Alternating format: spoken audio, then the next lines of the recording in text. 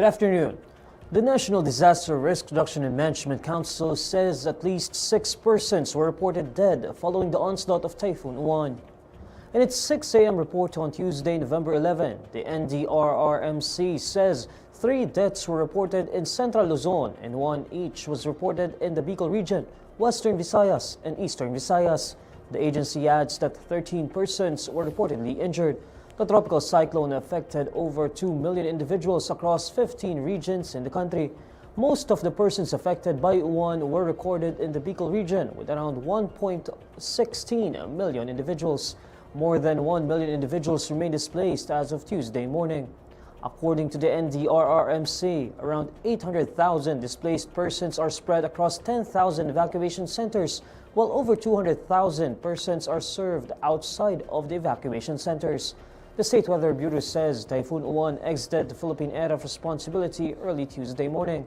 While it is forecast to re-enter PAR, Pag-asa says it is unlikely to directly affect a large part of the country. The death toll from Typhoon Tino rises to 232 on Tuesday, November 11. In its report on Tuesday morning, the National Disaster Risk Reduction and Management Council says 150 of the deaths were reported in Cebu, 42 in Negros Occidental, and 21 in Negros Oriental. 6 fatalities were also recorded in Agusan del Sur, 3 in Capiz, 2 each in Dinagat Island, Southern Leyte, and 1 each in Antique, Iloilo, Guimaras, and Bohol. According to the agency, the causes of death include drowning, electrocution, and being hit by falling trees. Meanwhile, 112 individuals are still missing following the onslaught of Typhoon Tino.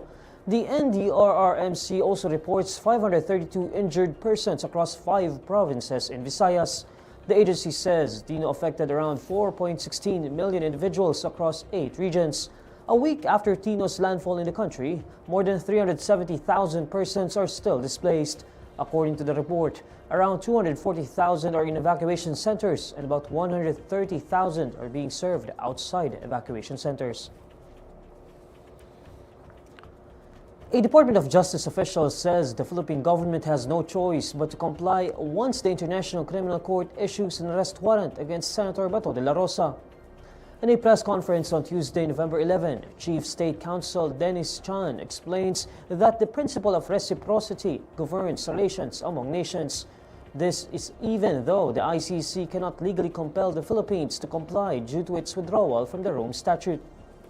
Even if we may not be part of the ICC anymore, there is still that principle of reciprocity that governs between relations among nations.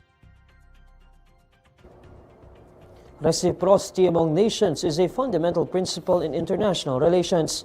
Here, a law is a give-and-take agreement where the favors, benefits, and penalties granted by one state to another should be returned in kind.